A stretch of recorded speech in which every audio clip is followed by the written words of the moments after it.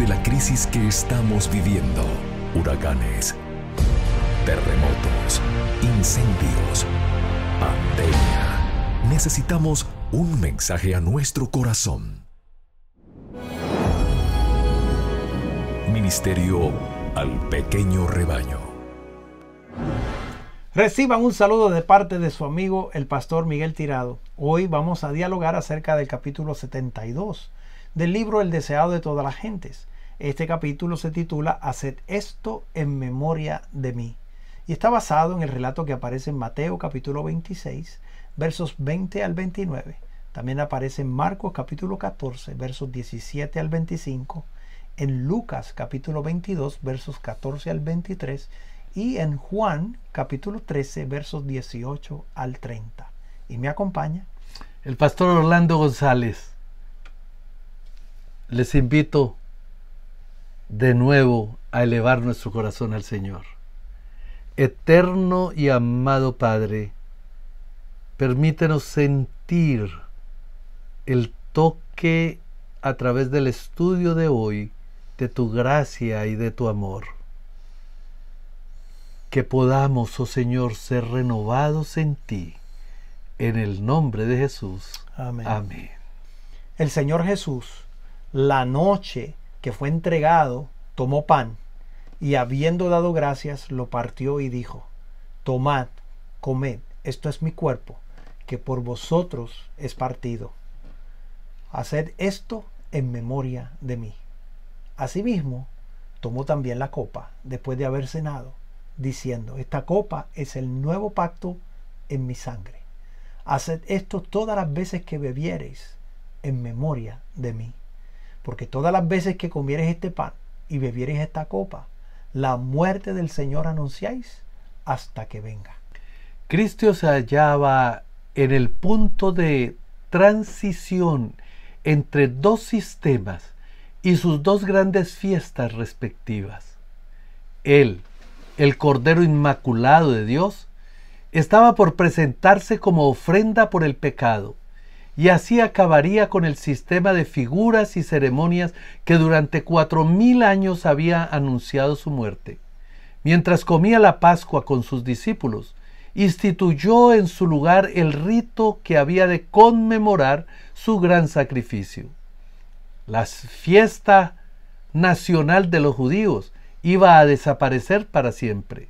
El servicio que Cristo establecía había de ser observado por sus discípulos en todos los países y a través de todos los siglos. La Pascua fue ordenada como conmemoración del libramiento de Israel de la servidumbre egipcia. Dios había indicado que año tras año, cuando los hijos preguntasen el significado de este rito, se les repitiese la historia. Así había de mantenerse fresca en la memoria de todos aquella maravillosa liberación. El rito de la Cena del Señor fue dado para conmemorar la gran liberación obrada como resultado de la muerte de Cristo. Este rito ha de celebrarse hasta que Él venga por segunda vez con poder y gloria. Es el medio por el cual ha de mantenerse fresco en nuestra mente el recuerdo de su gran obra en favor nuestro. En ocasión de su liberación de Egipto, los hijos de Israel comieron la cena de la Pascua de pie, con los lomos ceñidos, con el bordón en la mano, listos para el viaje. La manera en que celebraban este rito armonizaba con su condición, porque estaban por ser arrojados del país de Egipto e iban a empezar un viaje penoso y difícil a través del desierto. Pero en el tiempo de Cristo, las condiciones habían cambiado. Ya no estaban por ser arrojados de un país extraño, sino que moraban en su propia tierra, en armonía con el reposo que les había sido dado. El pueblo tomaba entonces la cena pascual en posición recostada. Se colocaban canapés en derredor de la mesa y los huéspedes descansaban en ellos, apoyándose en el brazo izquierdo y teniendo la mano derecha libre para manejar la comida. En esta posición, un huésped podía poner la cabeza sobre el pecho de aquel que seguía en orden hacia arriba, y los pies, hallándose al extremo exterior del canapé, podían ser lavados por uno que pasase en derredor de la parte exterior del círculo. Cristo estaba todavía a la mesa a la cual se había servido la cena pascual. Delante de él estaban los panes sin levadura que se usaban en ocasión de la Pascua. El vino de la Pascua, exento de toda fermentación, estaba sobre la mesa. Estos emblemas empleó Cristo para representar su propio sacrificio sin mácula. Nada que fuese corrompido por la fermentación, símbolo de pecado y muerte, podía representar al Cordero sin mancha y sin contaminación. Y comiendo ellos, tomó Jesús el pan y bendijo, y lo partió, y dio a sus discípulos y dijo: tomad, comed, esto es mi cuerpo. Y tomando el vaso, y echáis gracias, les dio, diciendo: bebed de él todos, porque esto es mi sangre del nuevo pacto, el cual es derramado por muchos para remisión de los pecados. Y os digo que desde ahora no beberé más de este fruto de la vid, hasta aquel día cuando lo tenga de beber nuevo con vosotros en el reino de mi Padre. El traidor Judas estaba presente en el servicio sacramental. Recibió de Jesús los emblemas de su cuerpo quebrantado y su sangre derramada. Oyó las palabras: haced esto en memoria de mí. Y sentado allí en la misma presencia del Cordero de Dios, el traidor reflexionaba en sus sombríos propósitos y albergaba pensamientos de resentimiento y venganza. Mientras le lavaba los pies, Cristo había dado pruebas convincentes de que conocía el carácter de Judas. No estáis limpios todos, había dicho. Estas palabras convencieron al falso discípulo de que Cristo leía su propósito secreto. Pero ahora Jesús habló más claramente. Sentado a la mesa con los discípulos, dijo mirándolos a todos: no hablo de todos vosotros, y sé los que he elegido, mas para que se cumpla la Escritura, el que come pan conmigo, levantó contra mí su calcañar. Aún entonces los discípulos no sospechaban de Judas, pero vieron que Cristo parecía muy afligido. Una nube se posó sobre todos ellos, un presentimiento de alguna terrible calamidad cuya naturaleza no comprendían. Mientras comían en silencio, Jesús dijo: de cierto os digo que uno de vosotros me ha de entregar. Al oír estas palabras, el asombro y la consternación se apoderaron de ellos. No podían comprender cómo cualquiera de ellos pudiese traicionar a su divino Maestro. ¿Por qué causa podrían traicionarle? ¿Y ante quién?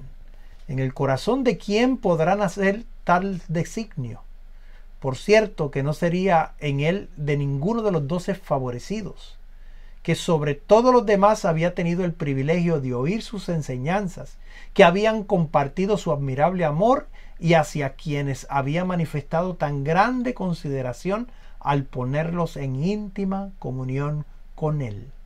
Al darse cuenta del significado de sus palabras y recordar cuán ciertos eran sus dichos, el temor y la desconfianza propia se apoderaron de ellos.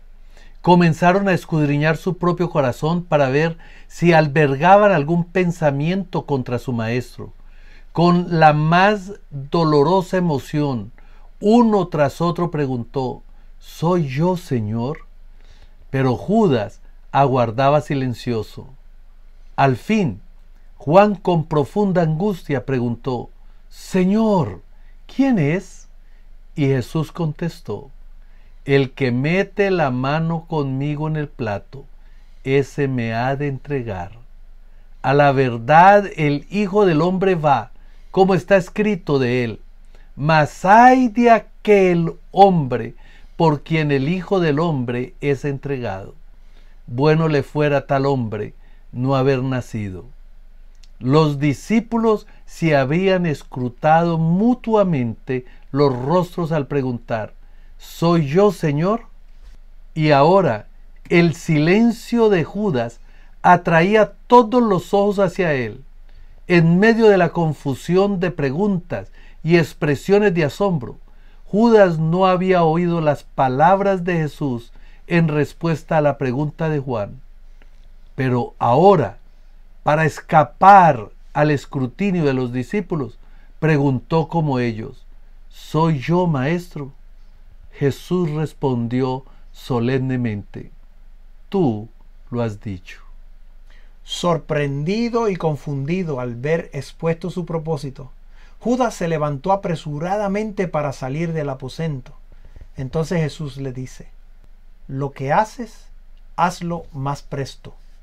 Como él, pues hubo tomado el bocado, luego salió, y era ya de noche. Era verdaderamente noche para el traidor cuando, apartándose de Cristo, penetró en las tinieblas de afuera. Hasta que hubo dado este paso, Judas no había traspasado la posibilidad de arrepentirse. Pero cuando abandonó la presencia de su Señor y de sus discípulos, había hecho la decisión final, había cruzado el límite. Admirable había sido la longanimidad de Jesús en su trato con esta alma tentada. Nada que pudiera hacerse para salvar a Judas se había dejado de lado. Después que se hubo comprometido 2 veces a entregar a su Señor, Jesús le dio todavía la oportunidad de arrepentirse. Leyendo el propósito secreto del corazón del traidor, Cristo dio a Judas la evidencia final y convincente de su divinidad. Esto fue para el falso discípulo el último llamamiento al arrepentimiento. El corazón divino humano de Cristo no escatimó súplica alguna que pudiera hacer. Las olas de la misericordia, rechazadas por el orgullo obstinado, volvían en mayor reflujo de amor subyugador. Pero aunque sorprendido y alarmado al ver descubierta su culpabilidad, Judas se hizo tan solo más resuelto en ella. Desde la cena sacramental salió para completar la traición. Al pronunciar el ay sobre Judas, Cristo tenía también un propósito de misericordia para con sus discípulos. Les dio así la evidencia culminante de su carácter de Mesías. Os lo digo antes que se haga, dijo, para que cuando se hiciere, creáis que yo soy. Si Jesús hubiese guardado silencio en aparente ignorancia de lo que iba a sobrevenirle, los discípulos podrían haber pensado que su maestro no tenía previsión divina y que había sido sorprendido y entregado en las manos de la turba homicida. 1 año antes, Jesús había dicho a los discípulos que había escogido a 12 y que uno de ellos era diablo. Ahora las palabras que había dirigido a Judas demostraban que su maestro conocía plenamente su traición e iba a fortalecer la fe de los discípulos fieles durante su humillación. Y cuando Judas hubiese llegado a su horrendo fin, recordarían el ay pronunciado por Jesús sobre el traidor. El Salvador tenía otro propósito aún. No había privado de su ministerio a aquel que sabía era el traidor. Los discípulos no comprendieron sus palabras cuando dijo: mientras le lavaba los pies, no estáis limpios todos, ni tampoco cuando declaró en la mesa: el que come pan conmigo levantó contra mí su calcañar. Pero más tarde, cuando su significado quedó aclarado, vieron allí pruebas de la paciencia y misericordia de Dios hacia el que más gravemente pecara. Aunque Jesús conocía a Judas desde el principio, le lavó los pies. Y el traidor tuvo ocasión de unirse con Cristo en la participación del sacramento. Un Salvador longánime ofreció al pecador todo incentivo para recibirle, para arrepentirse y ser limpiado de la contaminación del pecado. Este ejemplo es para nosotros. Cuando suponemos que alguno está en error y pecado, no debemos separarnos de él. No debemos dejarle presa de la tentación por algún apartamiento negligente, ni impulsarle al terreno de batalla de Satanás. Tal no es el método de Cristo, porque los discípulos estaban sujetos a yerros y defectos. Cristo lavó sus pies, y todos, menos uno de los 12, fueron traídos al arrepentimiento. El ejemplo de Cristo prohíbe la exclusividad en la cena del Señor. Es verdad que el pecado abierto excluye a los culpables. Esto lo enseña claramente el Espíritu Santo. Pero fuera de esto, nadie ha de pronunciar juicio. Dios no ha dejado a los hombres el decir quiénes se han de presentar en estas ocasiones. Porque, ¿quién puede leer el corazón? ¿Quién puede distinguir la cizaña del trigo? Por tanto, pruébese cada uno a sí mismo, y coma así de aquel pan, y beba de aquella copa. Porque cualquiera que comiera este pan o bebiera esta copa del Señor indignamente, será culpado del cuerpo y de la sangre del Señor. El que come y bebe indignamente, juicio come y bebe para sí, no discerniendo el cuerpo del Señor. Cuando los creyentes se congregan para celebrar los ritos, están presentes mensajeros invisibles para los ojos humanos. Puede haber un Judas en el grupo, y en tal caso hay allí mensajeros del príncipe de las tinieblas, porque ellos acompañan a todos los que se niegan a ser dirigidos por el Espíritu Santo. Los ángeles celestiales están también presentes. Estos visitantes invisibles están presentes en toda ocasión tal. Pueden entrar en el grupo personas que no son del todo corazón siervos de la verdad y la santidad, pero que desean tomar parte del rito. No debe prohibírseles. Hay testigos que estuvieron presentes cuando Jesús lavó los pies de los discípulos y de Judas. Hay ojos más que humanos que contemplan la escena. Por el Espíritu Santo, Cristo está allí para poner el sello a su propio rito. Está allí para convencer y enternecer el corazón.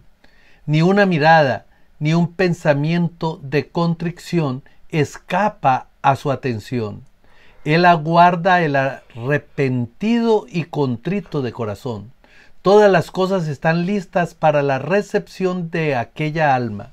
El que lavó los pies de Judas anhela lavar de cada corazón la mancha del pecado. Nadie debe excluirse de la comunión porque esté presente alguna persona indigna. Cada discípulo está llamado a participar públicamente de ella y dar así testimonio de que acepta a Cristo como Salvador personal. En estas ocasiones designadas por él mismo, cuando Cristo se encuentra con los suyos y los fortalece por su presencia, corazones y manos indignos pueden administrar el rito. Sin embargo, Cristo está allí para ministrar a sus hijos. Todos los que vienen con su fe fija en Él serán grandemente bendecidos. Todos los que descuidan estos momentos de privilegio divino sufrirán una pérdida. Acerca de ellos se puede decir con acierto: no estáis limpios todos. Al participar con sus discípulos del pan y del vino, Cristo se comprometió con su Redentor. Les confió el nuevo pacto por medio del cual todos los que reciben llegar a ser hijos de Dios, coherederos con Cristo. Por este pacto venía a ser suya toda bendición que el cielo podía conceder para esta vida y la venidera. Este pacto había de ser ratificado por la sangre de Cristo. La administración del sacramento había de recordar a los discípulos el sacrificio infinito hecho por cada uno de ellos como parte del gran conjunto de la humanidad caída. Pero el servicio de la comunión no había de ser una ocasión de tristeza. Tal no era su propósito. mientras los discípulos del Señor se reúnen alrededor de su mesa, no han de recordar y lamentar sus faltas. No han de espaciarse en su experiencia religiosa pasada, haya sido esta elevadora o deprimente. No han de recordar las divergencias existentes entre ellos y sus hermanos. El rito preparatorio ha abarcado todo esto. El examen propio, la confesión del pecado, la reconciliación de las divergencias. Todo esto se ha hecho. Ahora ha venido para encontrarse con Cristo. No han de permanecer en la sombra de la cruz, sino en la luz salvadora. Han de abrir el alma a los brillantes rayos del sol de justicia, con corazones purificados por la preciosísima sangre de Cristo, en plena conciencia de su presencia, aunque invisible, han de oír sus palabras. La paz os dejo, mi paz os doy. No como el mundo la da, yo os la doy. Nuestro Señor dice: bajo la convicción del pecado, recordad que yo morí por vosotros. Cuando seáis oprimidos, perseguidos y afligidos por mi causa y la del Evangelio, recordad mi amor, el cual fue tan grande que di mi vida por vosotros. Cuando vuestros deberes parezcan austeros y severos y vuestras cargas demasiado pesadas, recordad que por vuestra causa soporté la cruz, menospreciando la vergüenza. Cuando vuestro corazón se atemoriza ante la penosa prueba, recordad que vuestro Redentor vive para interceder por vosotros. El rito de la comunión señala la segunda venida de Cristo. Estaba destinado a mantener esta esperanza viva en la mente de los discípulos. En cualquier oportunidad en que se reuniesen para conmemorar su muerte, relataban cómo él, tomando el vaso y hechas gracias, le dio, diciendo: bebed de él todos, porque esto es mi sangre del nuevo pacto, la cual es derramada por muchos para remisión de los pecados. Y os digo que desde ahora no beberé más de este fruto de la vid hasta aquel día, cuando lo tengo de beber nuevo con vosotros en el reino de mi Padre. En su tribulación hallaban consuelo en la esperanza del regreso de su Señor. Les era indeciblemente precioso el pensamiento: todas las veces que comierais este pan y bebierais esta copa, la muerte del Señor anunciáis hasta que venga. Estas son las cosas que nunca hemos de olvidar. El amor de Jesús, con su poder constrictivo, han de mantenerse fresco en nuestra memoria. Cristo instituyó este rito para que hablase a nuestros sentidos del amor de Dios expresado en nuestro favor. No puede haber unión entre nuestras almas y Dios excepto por Cristo. La unión y el amor entre hermanos deben ser cimentados y hechos eternos por el amor de Jesús. Y nada menos que la muerte de Cristo podía hacer eficaz para nosotros este amor. Es únicamente por causa de su muerte, por lo que nosotros podemos considerar con gozo su segunda venida. Su sacrificio es el centro de nuestra esperanza. En él debemos fijar nuestra fe. Demasiado a menudo, los ritos que señalan la humillación y los padecimientos de nuestro Señor son considerados como una forma. Fueron instituidos con un propósito. Nuestros sentimientos necesitan ser vivificados para comprender el misterio de la piedad. Es patrimonio de todos comprender mucho mejor de lo que lo comprendemos los sufrimientos expiatorios de Cristo. Como Moisés levantó la serpiente en el desierto, así el Hijo de Dios fue levantado, para que todo aquel que en él creyere no se pierda, sino que tenga vida eterna. Debemos mirar la cruz del Calvario, que sostiene a un Salvador moribundo. Nuestro interés eterno se exige que manifestemos fe en Cristo. Nuestro Salvador dijo: si no comieres la carne del Hijo del Hombre y bebieres su sangre, no tendréis vida en vosotros. Porque mi carne es verdadera comida y mi sangre es verdadera bebida. Esto es verdad acerca de nuestra naturaleza física. A la muerte de Cristo debemos aún esta vida terrenal. El pan que comemos ha sido comprado por su cuerpo quebrantado. El agua que bebemos ha sido comprada por su sangre derramada. Nadie, santo o pecador, come su alimento diario sin ser nutrido por el cuerpo y la sangre de Cristo. La cruz del Calvario está estampada en cada pan, está reflejada en cada manantial. Todo esto enseñó Cristo al designar los emblemas de su gran sacrificio.